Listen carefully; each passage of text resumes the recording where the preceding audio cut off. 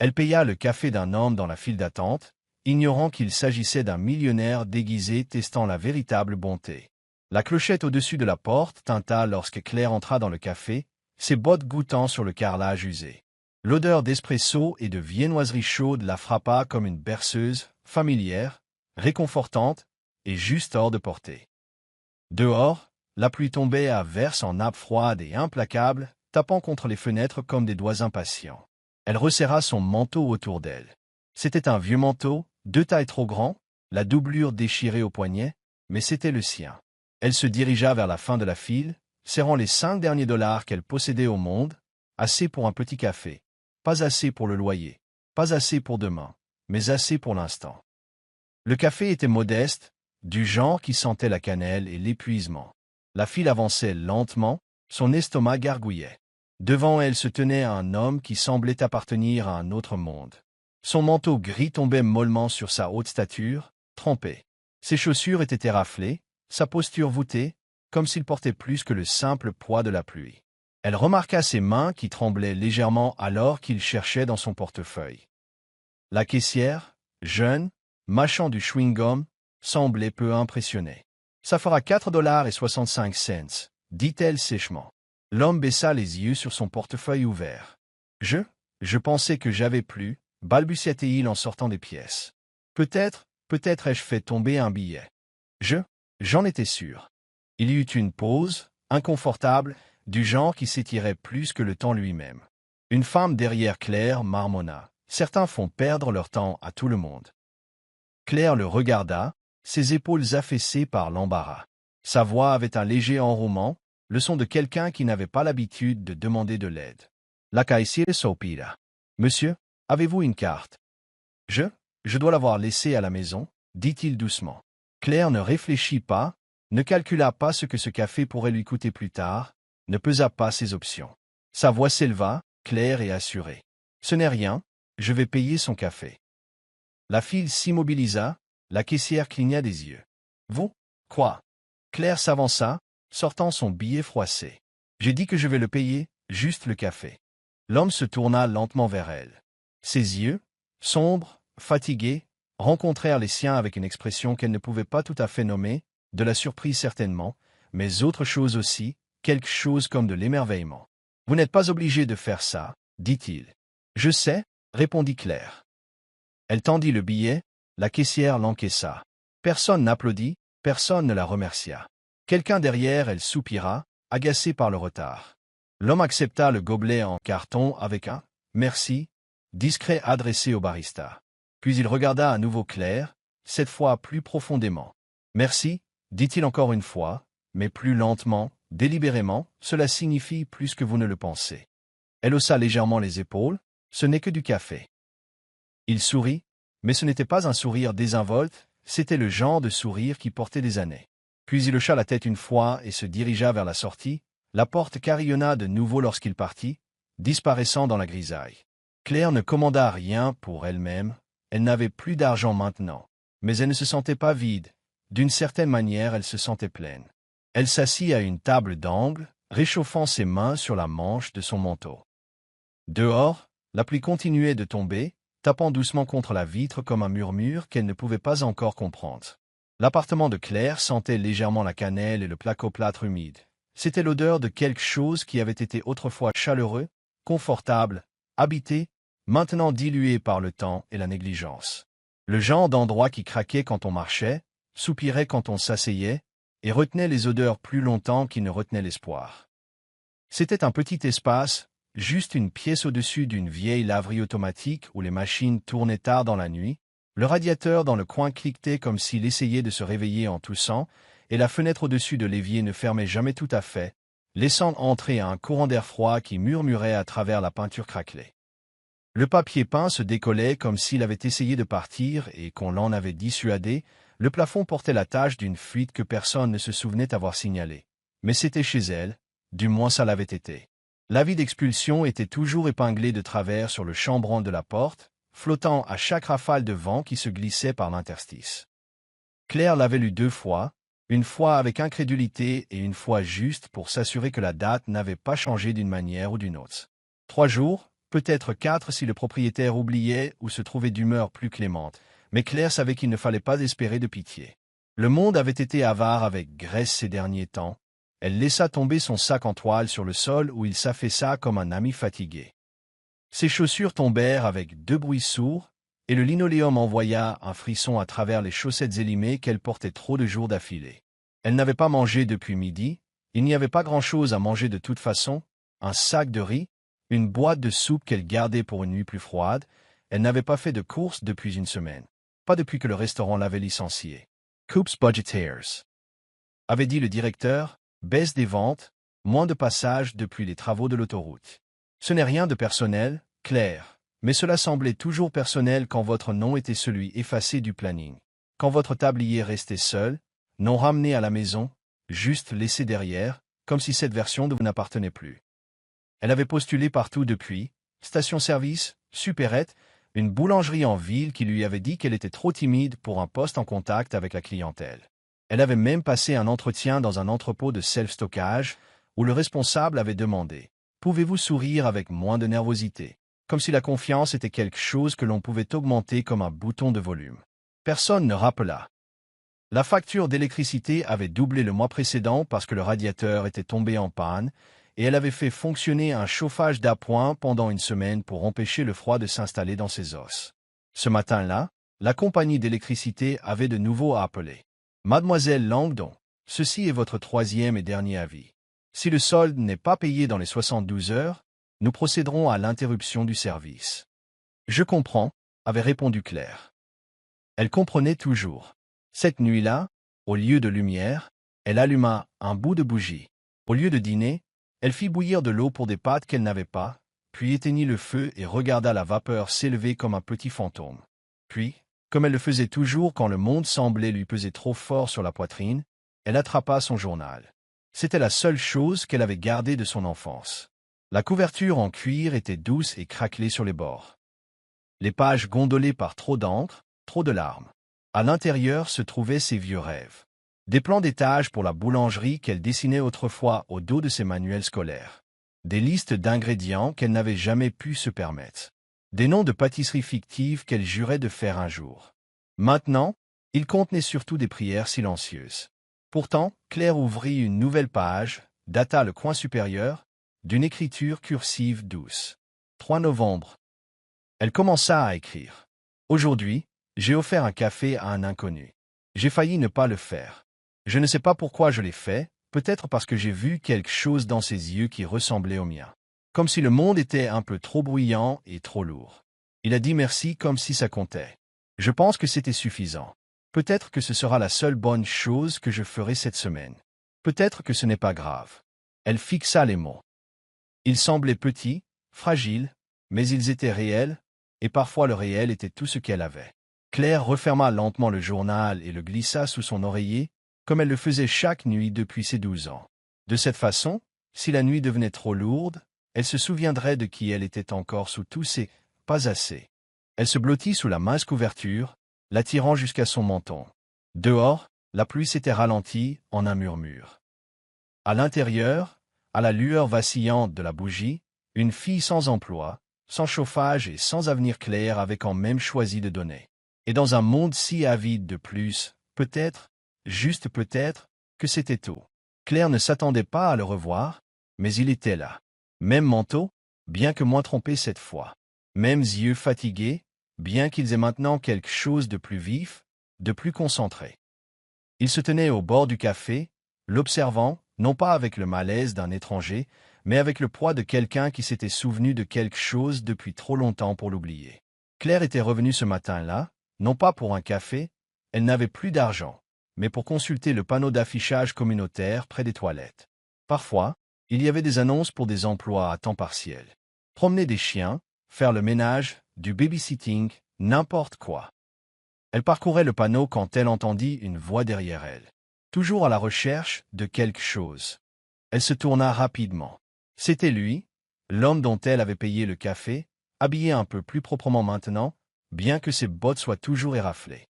Il sourit, presque timidement. « Encore vous ?» dit Claire avec prudence. « Toujours sans portefeuille. » Il rit, d'un son grave et agréable.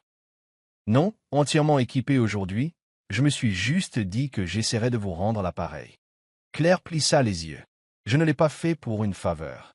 Je sais, dit-il doucement. C'est pourquoi cela signifiait quelque chose. Il y eut une pause. Claire l'étudia plus attentivement maintenant. Il n'avait pas l'air de quelqu'un qui appartenait à ce quartier, son élocution était trop soignée, sa posture trop composée. « Qui êtes-vous » demanda-t-elle. Il tendit une main. « Tom » dit-il. « Écrivain. Je suis écrivain indépendant, journaliste freelance, je suppose. J'écris des histoires humaines, des vraies. » Claire ne lui serra pas la main. « Un écrivain » répéta-t-elle, sceptique. « Je cherche une histoire, » dit-il, « et je pense que vous pourriez en avoir une. » Claire croisa les bras. « Pourquoi serais-je une histoire ?»« Parce que vous avez payé le café de quelqu'un alors que vous pouviez à peine vous offrir le vôtre, parce que vous n'attendiez pas de remerciements, parce que vous ne saviez pas que quelqu'un regardait. Mais moi si. » Elle ne dit rien. « Tom, James en réalité, continua-t-il. Écoutez, je ne suis pas là pour vous mettre mal à l'aise, je voudrais juste, j'aimerais en savoir plus. Sur vous, si vous le voulez bien. » Claire hésita. Quelque chose chez lui ne lui convenait pas tout à fait, mais quelque chose chez lui ne semblait pas non plus mauvais. « D'accord, dit-elle, vous pouvez demander. » Ils s'assirent près de la fenêtre, la lumière du soleil traversant la vitre maculée en stripale. James sortit un carnet, pas le genre cher relié en cuir, juste un simple carnet aux bords usés. Il ne commença pas à poser des questions tout de suite. Au lieu de cela, il lui demanda son nom. Elle le lui donna. Puis il posa des questions sur le dessin de la boulangerie qu'il avait remarqué, glissé dans son carnet quand elle l'avait brièvement ouvert pour y noter quelque chose. Claire cligna des yeux. « Vous avez vu ça ? Je remarque les détails, déformations professionnelles. » Alors elle lui raconta. À propos de la boulangerie, des croissants aux amandes que sa grand-mère préparait chaque samedi, des rêves qu'elle avait depuis le lycée d'ouvrir un endroit appelé « Sucre et Lumière ». D'économiser chaque pourboire qu'elle gagnait, de regarder l'argent disparaître lentement à nouveau parce que les rêves coûtaient plus cher que le loyer ne l'avait jamais fait. James n'interrompit pas. Il écoutait simplement. Son stylo bougeait occasionnellement, mais la plupart du temps, il la regardait comme si elle n'était pas seulement une voix, mais une personne avec du poids, avec de la valeur. Quand ils se séparèrent ce jour-là, il dit « Peut-être que nous reparlerons si vous le souhaitez. » Claire haussa les épaules. Bien sûr, parler ne coûte rien. Mais alors qu'il sortait du café, quelque chose palpita en elle.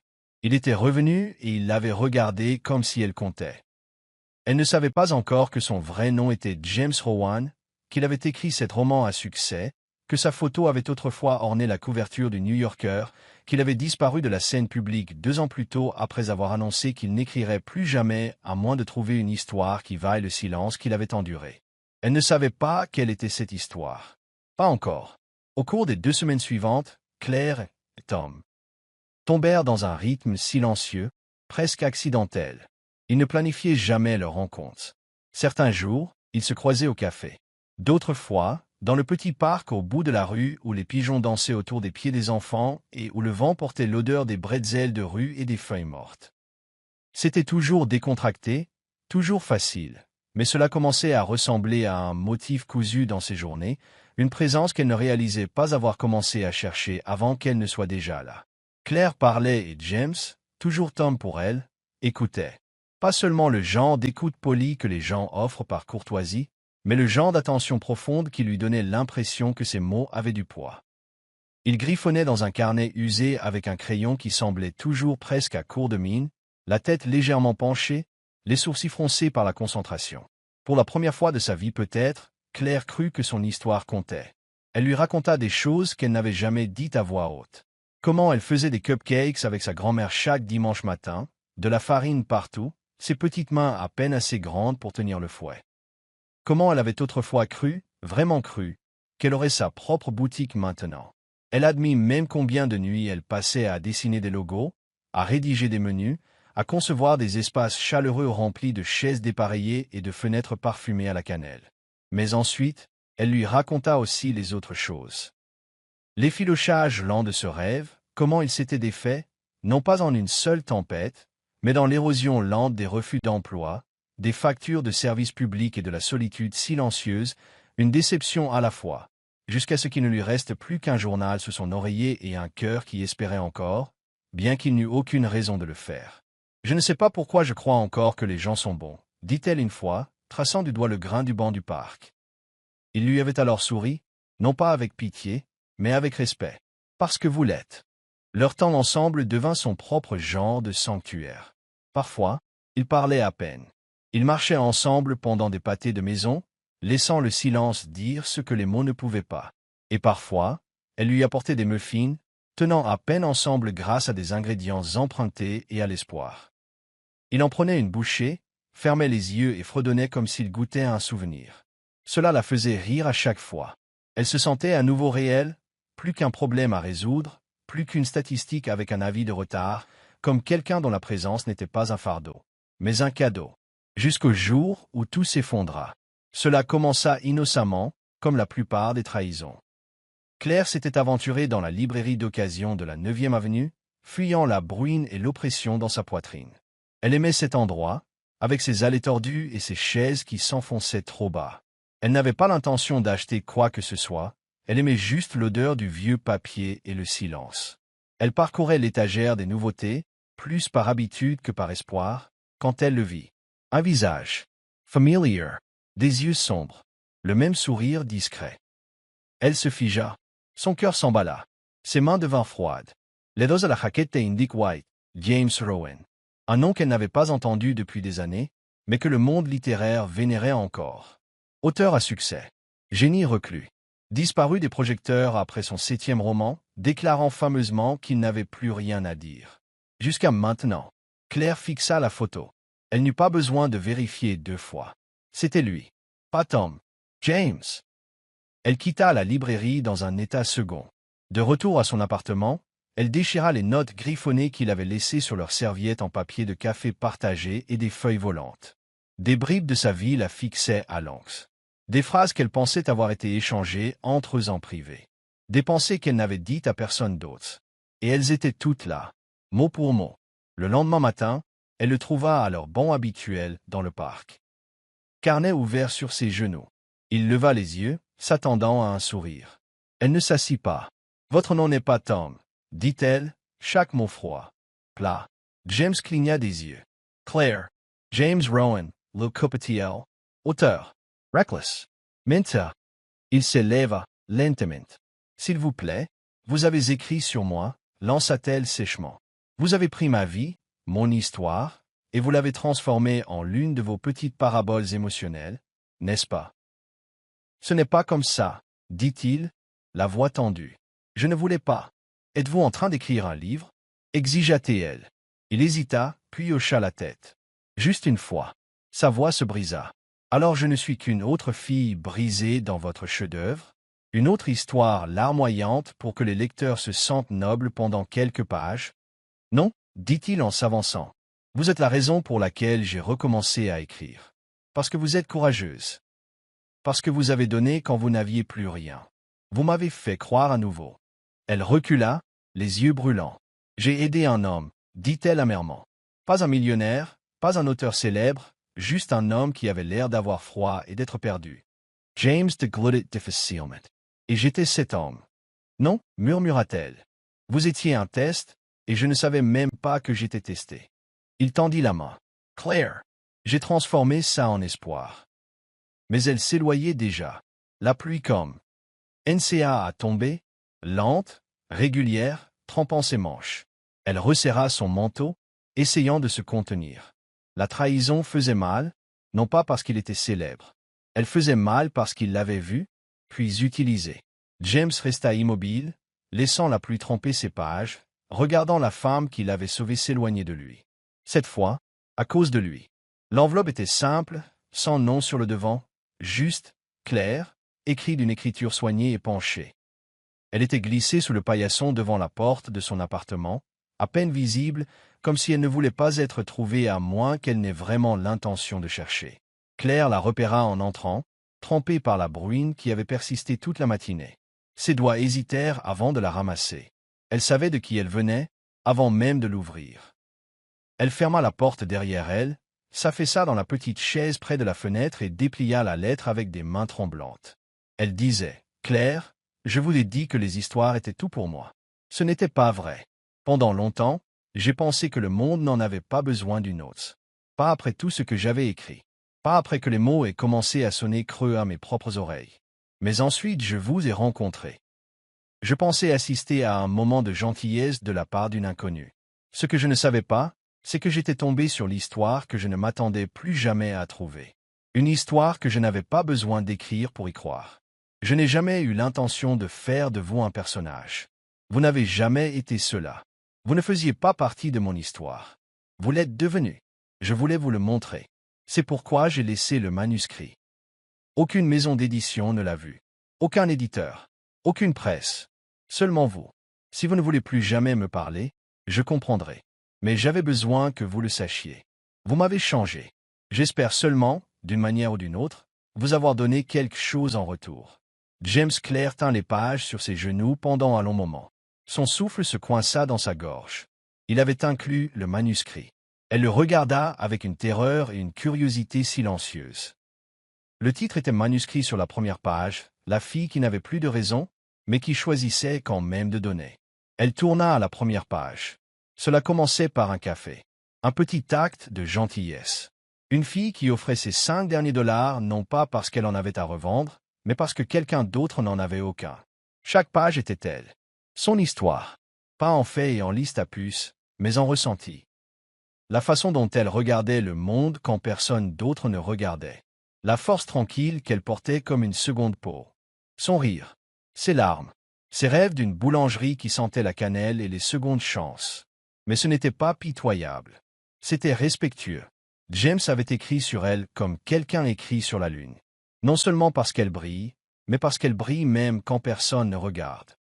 Claire tourna à une page vers le milieu, où James décrivait l'avoir vu aider un enfant à lasser ses chaussures devant le parc. Elle parlait doucement, comme si le monde l'avait blessé, mais qu'elle espérait toujours qu'il puisse être gentil. Je ne savais pas ce que je cherchais jusqu'à ce que je la voie faire ça. Quelque chose dont personne n'écrirait. Et c'est là que j'ai su que je voulais écrire sur elle. Claire s'essuya le visage, réalisant qu'elle pleurait silencieusement. Et pourtant, ce n'était pas le genre de pleurs qu'elle avait connu ces derniers mois. Pas les larmes de frustration, de solitude ou de faim. C'était autre chose. Quelque chose de plus léger. Quelqu'un l'avait vue. Non pas pour ce qui lui manquait. Non pas pour ce qu'elle endurait. Mais pour ce qu'elle donnait. Librement. Sans promesse de retour. Elle referma lentement le manuscrit, les mains posées sur la couverture. On frappa à la porte.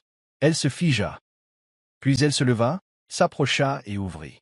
Il n'y avait personne. Juste la faible odeur de pluie. Et quelque part dans la rue, des pas s'estompant dans le silence. Claire regarda le ciel. Et pour la première fois depuis ce qui semblait être des années, elle sourit. Claire avait marché 4 pâtés de maison, dépassant l'endroit où elle voulait tourner. 2 fois. Ses doigts étaient crispés autour du manuscrit, maintenant ramollis au coin à force d'être lus et relus. La pluie tapait légèrement sur la manche de sa veste et le vent portait le premier souffle de l'hiver. Elle n'était pas sûre de ce qui l'avait poussé à y aller. Peut-être était-ce la façon dont il écrivait sur elle. Peut-être était-ce le silence dans son appartement. Trop bruyant maintenant avec la vérité d'avoir été vue. Ou peut-être était-ce juste ceci. Elle avait passé sa vie à donner à des gens qui ne se souvenaient jamais de son nom. James s'était souvenu de tout. Elle atteignit l'adresse imprimée faiblement au dos de l'enveloppe. C'était une maison de ville tranquille dans une rue étroite bordée d'arbres. Du lierre grimpait le long du portail en fer et une lueur chaude brillait derrière les fenêtres. Elle resta là un moment, incertaine, puis s'avança et sonna. Pas de réponse. Mais la porte était légèrement entr'ouverte. Elle hésita, puis la poussa. L'odeur la frappa en premier. Canal. Noix de moscade. Une légère trace de cassonade fondant dans du beurre. Elle entra dans une cuisine modeste, bordée d'étagères de vieux livres de cuisine et de 2 tasses ébréchées sur la table. Près de la cuisinière se tenait James, non plus l'étranger mystérieux, non plus l'auteur avec quelque chose à cacher, portant un tablier saupoudré de farine et fixant le minuteur du four comme s'il pouvait le juger. Il se tourna, la vit, et il sourit. Juste légèrement. Pas avec soulagement ou triomphe, mais quelque chose de plus doux, comme le pardon. « Vous êtes là » dit-il. Elle ne parla pas. Il désigna le comptoir. « J'ai essayé la recette du pain aux noix de pécan de votre grand-mère. Vous avez dit un jour qu'elle mesurait l'amour à la pincée, pas à la tasse. Claire haussa un sourcil, s'approchant. Et vous vous en êtes souvenu. Je me suis souvenu de tout, dit James. Ils s'assirent à la table de la cuisine, 2 tranches chaudes dans des assiettes dépareillées. Le silence entre eux n'était plus tranchant, mais confortable, comme une courte pointe étendue sur quelque chose de vieux et de douloureux. Ils mangèrent lentement. Il leva les yeux. Plus de mensonges, dit James. Vous m'avez appris assez de vérité. Claire croisa son regard. Je ne voulais pas être votre histoire à dormir debout, dit-elle. Vous ne l'étiez pas, répondit-il. Vous étiez la raison pour laquelle j'ai recommencé à en raconter une. Elle ne sourit pas, mais ne détourna pas le regard. Après une longue pause, elle plongea la main dans son manteau et posa le manuscrit sur la table. Je veux aider à le finir. Il cligna des yeux. Vraiment? Mais pas seulement sur moi, dit-elle. Il y a tellement de gens comme moi, des femmes qui donnent leurs 5 derniers dollars, des hommes qui tiennent les portes sous la pluie, des enfants qui partagent la moitié de leur déjeuner. Nous écrirons leurs histoires. James se pencha en arrière. Des gens ordinaires au cœur extraordinaire, dit-il. Claire hocha la tête. Nous rappellerons au monde qu'ils existent. Et juste comme ça, la fille qui n'avait autrefois rien, et l'homme qui avait autrefois tout mais se sentait vide, décidèrent de construire quelque chose qu'aucun d'eux ne pouvait faire seul. Non par culpabilité, non par sauvetage, mais par respect. Par quelque chose de dangereusement proche de l'amour. Ils trinquèrent avec leur tasse ce soir-là, non pas à des fins, non pas à des débuts, mais au milieu calme et lent, où 2 vies commencent à s'entrelacer. Plus de mensonges, juste la vérité. Et des mots, ensemble. Le livre arriva dans les rayons le premier mardi du printemps. Il arriva sans grande fanfare, sans soirée de lancement de célébrités, sans critiques exclusives de l'élite littéraire, juste une arrivée discrète dans les librairies indépendantes, les étagères des bibliothèques et les cafés locaux, où la gentillesse était encore servie à côté d'une boisson chaude. Son titre était modeste, La bonté malgré tout, et sous le titre, en caractère tout aussi sobre. Par Claire Langdon et James Rowan. Pour le monde, ces noms ensemble firent froncer les sourcils. Un auteur à succès revenu d'années de silence, et une fille dont personne n'avait jamais entendu parler auparavant. La curiosité vendit des exemplaires, mais c'est l'histoire à l'intérieur qui fit rester les gens. Le livre ne parlait pas seulement de Claire, il ne parlait même pas seulement de gentillesse. Il parlait de choisir de se soucier quand le monde vous donnait toutes les excuses pour ne pas le faire. Le premier chapitre racontait un matin pluvieux, un billet de 5 dollars et une fille qui donnait ce qu'elle ne pouvait pas se permettre de perdre. Mais à mesure que les lecteurs tournaient les pages, ils découvraient que ce n'était pas qu'un seul acte. Le livre était rempli d'histoires de vraies personnes, les voisins de Claire, ses amis, des étrangers qu'elle avait autrefois croisés dans la rue, des gens qui donnaient quand personne ne regardait. Il comprenait aussi les réflexions de James sur le fait d'observer Claire de l'autre côté d'un café, croyant l'étudier, pour découvrir seulement qu'il apprenait d'elle. Il écrivait sur sa générosité avec la vénération d'un poète et l'humilité de quelqu'un qui avait presque oublié à quoi ressemblait la grâce. Il ne fallut pas longtemps pour que le livre grimpe dans la liste des best-sellers, non pas parce qu'il était tapax sans grave l'œil ou intelligent, mais parce qu'il ressemblait à la vérité. Les clubs de lecture se le passaient avec des pages cornées, les enseignants lisaient des extraits à voix haute dans les salles de classe, des inconnus laissaient des notes dans les exemplaires qu'ils donnaient aux bibliothèques. Cela m'a fait pleurer de la meilleure façon. Vous m'avez rappelé ma grand-mère. J'ai payé le café de quelqu'un aujourd'hui à cause de ça. Claire, soudainement vue par des millions de personnes, était stupéfaite. Elle n'avait jamais rien prévu de tout cela.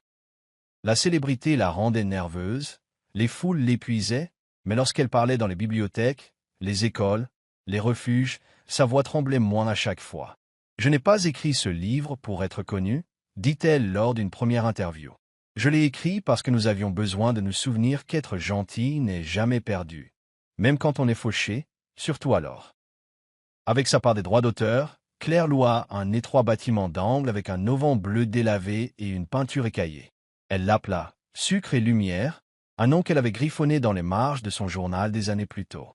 L'espace était à la fois une boulangerie et un havre de livres. La vitrine s'embuait chaque matin de l'odeur du pain chaud, de la cannelle et du café sucré. À l'intérieur, des enfants lisaient à voix haute des livres d'images cornées. Des adolescents s'asseyaient à des tables d'angle avec des biscuits gratuits et des livres de poche de l'étagère. Prenez-en un, gardez-le. Personne n'était refusé, ni pour manque d'argent, ni pour manque d'espoir. Et dans le coin, presque tous les jours, s'asseyait James. Pas en tant qu'auteur, pas en tant que quelqu'un à qui l'on devait la reconnaissance, juste en tant qu'homme qui aimait regarder les histoires se dérouler autour de scones chauds et de mains collantes de sucre. Il avait trouvé un foyer, non pas dans un manoir, non pas sur une scène, mais à côté d'une fenêtre, près du comptoir où Claire essuyait la farine de sa joue et souriait à tous ceux qui entraient comme s'ils étaient la raison pour laquelle elle avait ouvert la porte ce jour-là. Pour la plupart des clients, il était Monsieur James, un homme plus âgé et silencieux avec un carnet toujours à moitié rempli, qui sirotait son café lentement et connaissait les noms de chaque enfant qui lisait à côté de lui. Occasionnellement, quelqu'un le reconnaissait. « N'êtes-vous pas James Rowan, l'écrivain ?» Il hochait la tête, puis désignait la femme derrière le comptoir. Mais l'histoire a commencé avec elle. Claire continuait d'écrire, mais plus à partir d'un lieu de désespoir. Maintenant, elle écrivait dans le calme entre deux fournées de muffins. Elle écrivait sur des gens réels, des gens ordinaires qui faisaient des choses belles et invisibles. Elle et James commencèrent à organiser des soirées de contes gratuites tous les 2 vendredis. Les gens partageaient des histoires, certaines désordonnées, certaines hilarantes, certaines déchirantes. Toutes réelles. Lors d'une de ces soirées, un enfant se leva et dit « Ma mère a payé les courses de quelqu'un la semaine dernière. Elle a dit que ça lui avait agrandi le cœur. » Claire sourit. C'était tout ce qu'elle avait toujours espéré. Dans un monde accro au spectacle, ils avaient construit quelque chose de tranquillement beau.